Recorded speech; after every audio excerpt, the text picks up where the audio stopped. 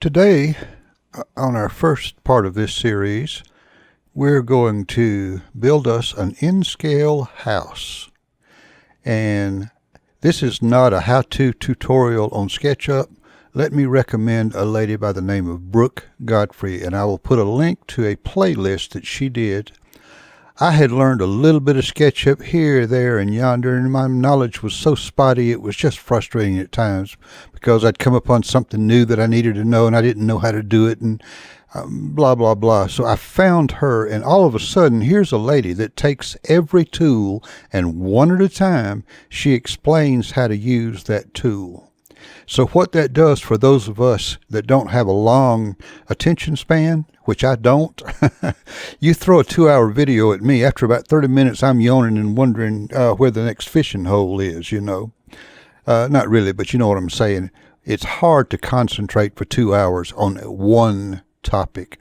So she breaks them down into 3 to 5 minute little videos, and few of you have time when you get home from work to watch a 2-hour video anyway.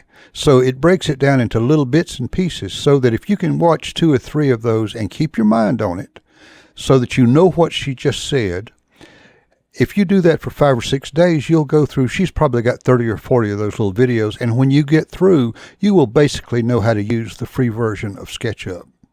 And something else, the free version of SketchUp is no longer available from Trimble, who is the originator. Well, Google originated, but they bought it from Google, and they're the ones who now have SketchUp, and they no longer make the 2017 version free. But if there's a link I'll put below. There's a place called CNET. They do have it, and you can get it there, so you can still get the free version. But I would go as quick as possible and get it, because who knows how much longer. Once it's not available there, I don't know if you'll be able to find it or not. But it is a great program. Once you know where the bells and whistles are, you will love this program. You will also notice I use a 3D Connection mouse or controller, and I can do things, and you will see my cursor stays in one place while I'm doing this other stuff. Now you can do I can make those same moves by coming over here and doing this, you see. But I have to give up whatever tool I was working with. Whereas, let's just say I'm on my pencil tool and I want to draw a line across here. Okay, here's another peculiarity about SketchUp. Normally you're used to taking an object and you select it, and then you click and drag it, and you're holding your left mouse down the whole time while you're dragging. Okay, in SketchUp you don't want to think like that. You want to, what you do, the left button starts the process. See? Right now my left button is not mashed down. Okay? Now the reason for that is, if you go down here, there's this little box, and it tells you whatever parameter you're working on, it tells you the dimension or the angle or whatever the pertinent number is for that, and you can enter that. Now watch what I'm fixing to do. I'm set up in millimeters, and I'll explain to you why in just a minute. But let's put in 100 millimeters and watch what happens to that line. I type it in from my keyboard. Now watch what happens down there in that box. See, all of a sudden it changes that to 100. Now when I hit enter, I have a line that is exactly 100 millimeters long. Well, why is that important? When you're setting up the dimensions for, let's say, what we're going to do is build a house today. When you start to do your floor plan, you want that floor plan, we're going to do one that's 20 by 30. You want that thing to be exactly 20 by 30. And if you set things up in SketchUp and you enter the number that you want down there, your dimensions will be exact. And that's important. Okay, now let's talk about millimeters for a second. We will get to the house, but these things are important. Why do I think in millimeters? Okay, when you're dealing with the in-scale world, you're dealing with very small dimensions. A foot in the in-scale world is 160th of a foot. That's a whole lot smaller in the real world than a foot is, you know. Now, it just so happens that when you do the math, in millimeters, a foot is right at 2 millimeters. To be exact, it's 1.95 millimeters. Well, who's counting 5/100ths of a millimeter? You know what I'm saying? It really doesn't make that much difference when you're doing these little scale models. So think to the next nearest, and that would be 2 millimeters. Now, there's another thing.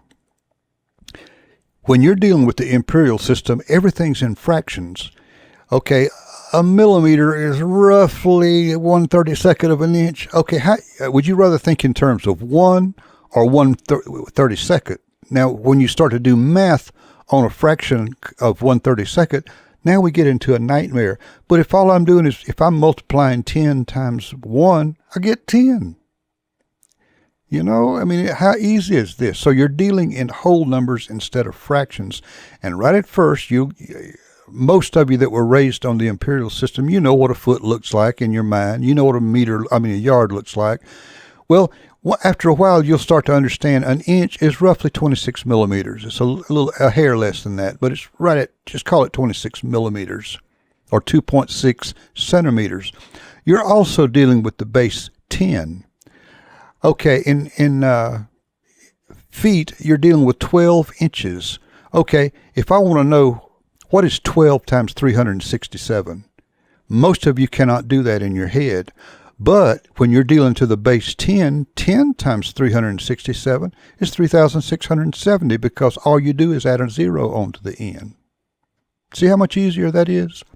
So once you get past that one little thing that keeps you from going from, I'm not saying go build your house in meters and that sort of stuff. Don't, if you're used to the whatever, do that. But when you're dealing with these little tiny measurements like this, trust me, learn to think in terms of millimeters, and you're gonna be a lot better off, and it'll be a lot easier. Okay, I think I've covered all the boring stuff. Let's get rid of that line. Let's go up and undo that puppy. Now, as I said, I'm not going to explain how to use SketchUp, but I will tell you what I'm doing with a particular tool. We're going to start with the floor to set this up.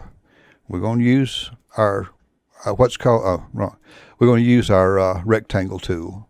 One thing about SketchUp too is it has these little flyouts, and it will tell you what the tool is. But again, go if you don't know all of this already, go to that link down below and watch Brooke Godfrey explain. She'll take every one of these and explain them to you, and you'll know when she gets through. I promise you will know how to do it. All right, so let's move that up a little bit so you can see what I'm doing here. In this case, in order to make that lay on the ground, so to speak, you'll use your up button. All right. Now, once again, if we go down here, we can see what our dimensions are. What dimensions do we want? Okay, what did we say? We're going to do a 20 by 30 house. But let's multiply that times 2, because that's how many millimeters we want it to be. 2 times 20 is 40. 2 times 30 is 60. Okay, so 40 by 60. Now, we want an overhang. Here, another quick little thing. We'll get past these little boring details and it'll get fun. In the in-scale world, sometimes we have to exaggerate things, or they just simply would not be seen. For example, when you get up to the roof of your house and you start putting on shingles that are roughly 6 inches by a foot, that gets down into minuscule. You just almost wouldn't even see that. If you drew every one of them out on the top of your roof, you wouldn't see it. So we would exaggerate that and double that. You'll see the shingles. It won't be perfectly accurate, but you wouldn't even see it the other way. So, okay, an overhang of 6 inches on a house is just about not going to be seen in the scale world, in the in-scale world. So I go ahead and make it a foot. Now, once again, a foot is 2 millimeters. Now, we're going to have that on both sides of the house, right? So 2 plus 2 is 4. Okay, on the front and the back of the house, that's 40 millimeters deep. Add 4 to it, so it's going to be 44. All right, we got 2 on each end, and we add that to our 60, and that is 64. So what we want here We want a 44 by 64 structure. If you notice down in your dimensions, that little square down at the bottom of the page again, down here, the larger number, the width is the first number. You can tell that because one says 199 and one says 109. Well, you can look up there and tell, which is what. All right. Anyway, just simply go to your keyboard and type in 64. See what happened down there? Now, our delineator is not a times. There's a reason for that, and I'll get to that later because we will use that once we start putting on our shingles. Your delineator is a comma. So put a comma in there, 64, and think of the comma as the times. 64 times 44. Okay? Now, when I hit my enter, watch what happens to the square. Okay? It sets the scale for us, so now we got to zoom in. Now, once we got that scale set and we zoom in, now we can start working where we can see things. Let me move that over a little bit. If you don't have one of these 3D connection controllers, they are made for SketchUp. And the one I have it has several buttons and all that kind of stuff. But they have one that is just the little knob in the middle. And if you go back and do the very first one of this series, I show you how that 3D connection mouse works. It is a dream. I hesitated to get it right at first because I read where somebody said, well, you can do anything that you can do with that. You can do it with a mouse. Yes, you can. But in order for me to do this, I have to give up this tool and go over here and do that. Okay? See? So now I got to drag and move and all that kind of stuff, but I've given up that other tool. Whereas I'm going to do a push and pull, so let's go ahead and select that. When I come back over here, I can keep that tool, but I can move my object. It becomes very easy to manipulate. All right, enough of that. So let's do some push and pull. For those of you that know what's going on, you take it and you hit your left button once. Don't hold it, just hit it. Now, that tool is in motion. I can move it up and down. I can do whatever. I'm not mashing the button.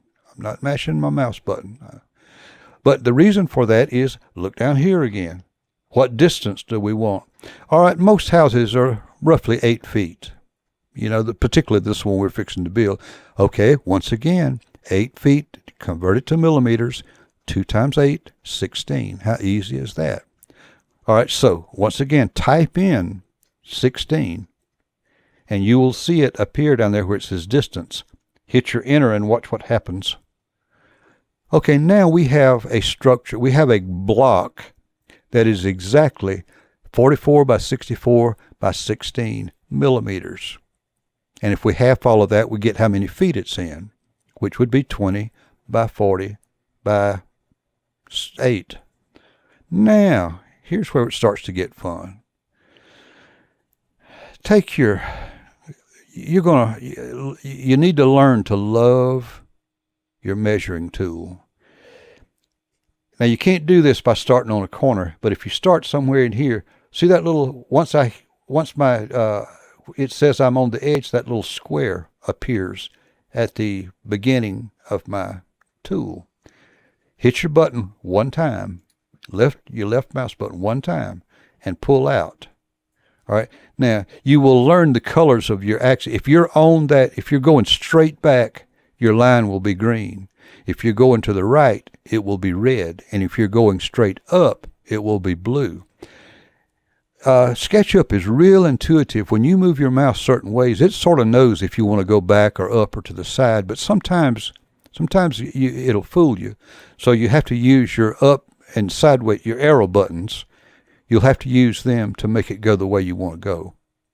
Generally speaking, your up button is going to be your blue axis going straight up, and your left arrow button will be the green axis, and your right arrow button will be the red axis, which goes back and forth. All right. Anyway, now here's an interesting thing about SketchUp. You can find the midpoint. See that little. Once you see that, you know you're in the middle of this line right here. All right. Now what we're wanting is the middle of the line because we want to make a roof. All right. Now click again, and that leaves you a guideline. Okay. go over here with our draw tool, click your left button once, don't hold it. In this case, we don't have to put in a measurement because we want to go from side to side. See how it tells me when I'm on the side, a little X? And it also sort of pauses there. I can go on further, but it tends to want to stick right there a little bit. I have to forcibly move it off of that. But you'll find these are good little things that happen. Okay, now click it again. Now we have a line. Now, anytime you want to do an action on something, you have to select it. Now, very carefully put your cursor right here and click that. See that turn blue? Okay, that line is now active. Now watch, I'm going to turn this to the side because you're going to watch a roof go up. Okay, what kind of pitch do we want on our roof? Now, generally speaking, I'm going to do this, show you how to do this the easy way. And then I'll do another series and I'll show you how to make a kit. With this way, you're going to have to print in one color. But with a kit, we're going to make all the little parts like window sashes and eaves and all this kind of stuff. All of that can be printed in different colors in different pieces, and you will glue it together. But this is going to be a one-piece little house. Now, to do this, we'll go and get, this is called the Move tool, okay? Now, if I grab this in the middle, see there, see it shows me where the middle is again. Take that, click one time. Now, look what happens. I would suggest that you hit your up arrow here because you want to lock that to where it can only go up. You don't want it to go sideways. Let me show you. If I don't click that, see what I can do? We don't want that. We want it to go straight up. So when I click my right up button, it corrects it for me. Now, how tall do we want that to be? Okay, right. A 6-foot peak we would have to go 12 millimeters, right? All right. Let's just type in 12. All right. Now we have a house that has a 6-foot eave in there. Okay. Okay, now, here again, I have the advantage of having my little controller.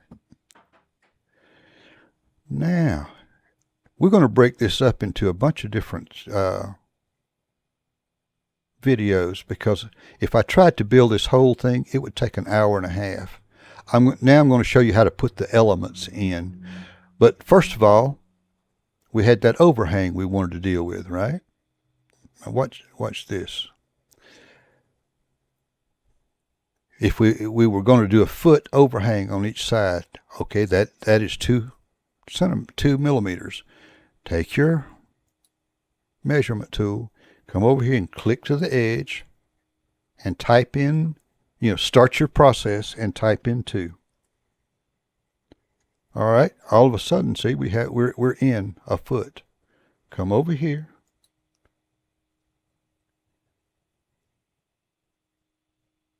Oh, and you want that little line right in there, you want to make sure that's green because you're going front to back here. All right, type in 2.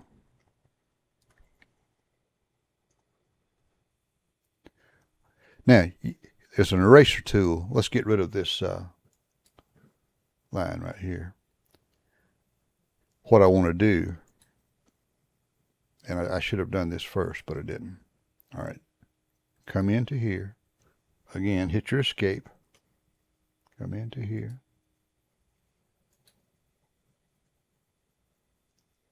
I'm drawing my eave in. Now, we want to, now watch this. Here's where the magic starts. Let's draw us a line right here. Anytime you create a box, you can push and pull that box, okay? Now watch what I'm going to do. Let's go and get our push-pull tool. See how that shows me what I'm fixing to push and pull. I can push and pull that. I can push and pull that. Okay. Now, if I push that, let me turn it around a little bit so you can see. If I push that to as far as it'll go, see, it'll only go to the edge. If I click again, it disappears. Okay. Now let's go over here and do the same thing over here.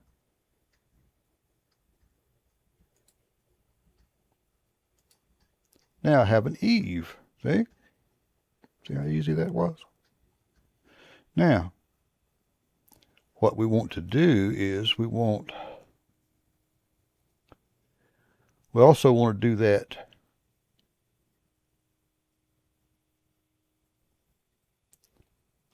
let's get our, now come down until that catches that point right.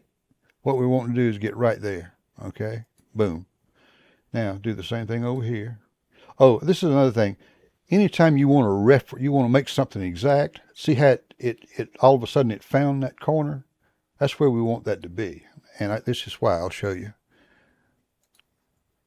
Take that, connect it to there. All right, once again, hit your escape button and start over again. You can also go up and hit the pencil tool again, and it'll stop it from trying to draw like that. But I find the escape tool better because I can leave my pencil where I want it. Okay, now watch what happens when I do my push-pull. I can push-pull that, or this. Now, I'm going to push it.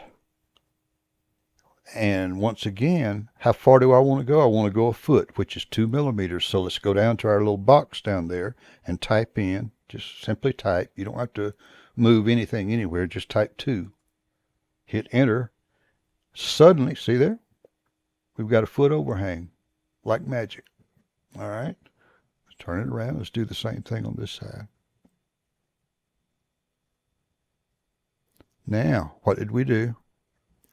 Grab your measuring tool. Make sure that you want that to be, yeah, okay, you want it to be red.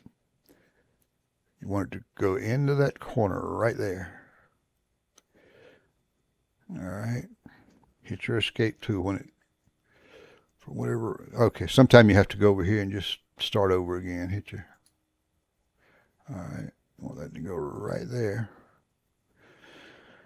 Okay, now once again we got to your measurement tool it won't change your push-pull thing. See, it's still wanting to see this whole surface. You have to draw those lines out with your pencil tool.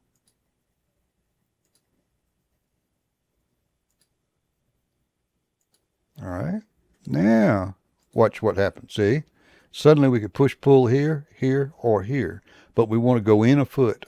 Push 2 millimeters. Enter.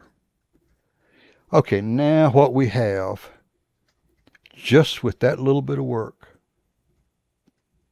and I could have done that much faster if I wasn't trying to explain everything. But see, I mean, you got the basis of a house right there. Boom. Okay, well now what's going on down here on the bottom? What we want is a shell. Today what we're going to do is build a shell.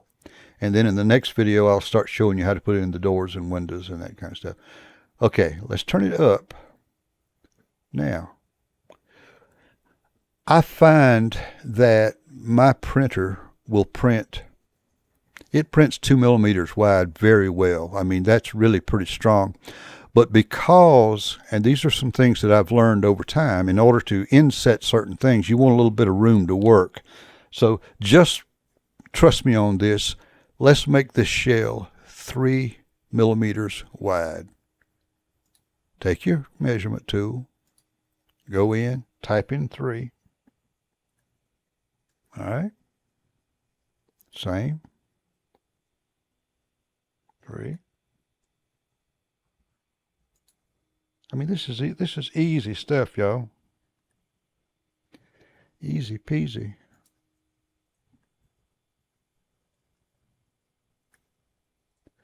All right, now, how tall was our house again? It was 16 feet, all right? You can't push on into the ceiling. It'll want to, well, first of all, it'll stop you once you get to the top up there, to right along here, because it won't, the push-pull doesn't work unless everything's parallel, so to speak. You'll learn more what I mean by that as time goes by. All right. Oh, I almost forgot.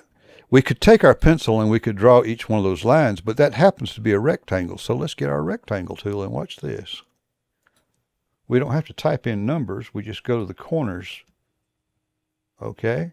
Now, when we bring in our push-pull, see, all of a sudden, we've delineated the outside and the inside. Okay, let's go up. But let's go up 16 because that's the height. Now look what's happened all of a sudden. Now we got this cute little thing. Now, this is not really necessary, but just to save yourself some PLA, some filament, let's go in here and let's find the center. See how the thing will find the center for me? All right, click, draw your line.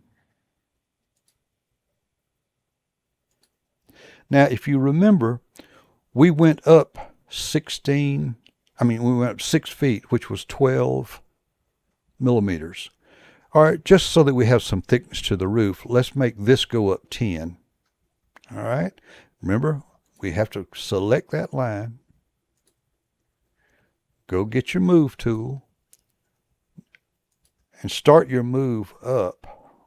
All right, now hit your up button so that it makes it exactly in the center. And let's go 10. Hit enter.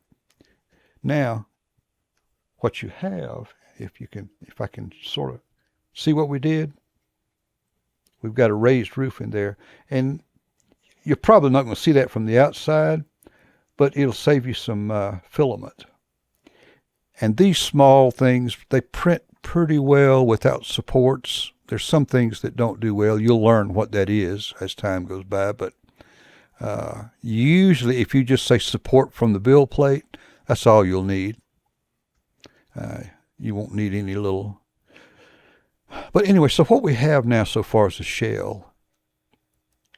And I'm going to end this video here because if it starts getting too long, first of all, people don't have time to watch hour-long videos. Second of all, it gets hard to remember everything. You know, a lot of details that we went over today, but this gets you to the shell.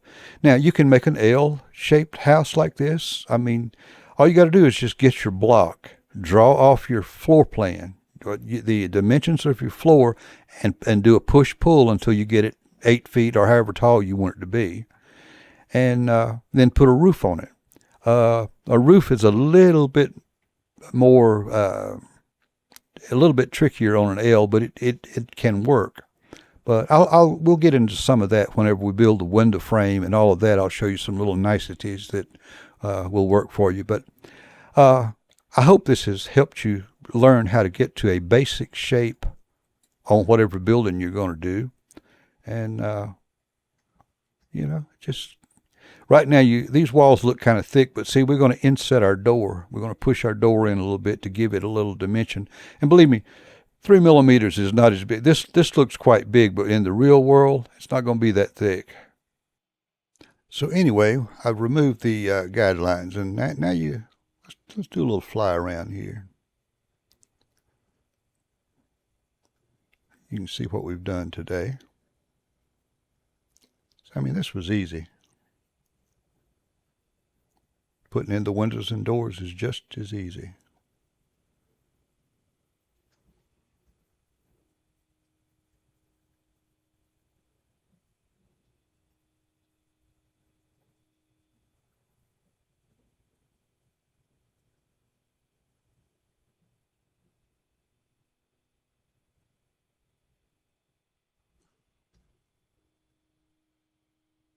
Thanks for watching.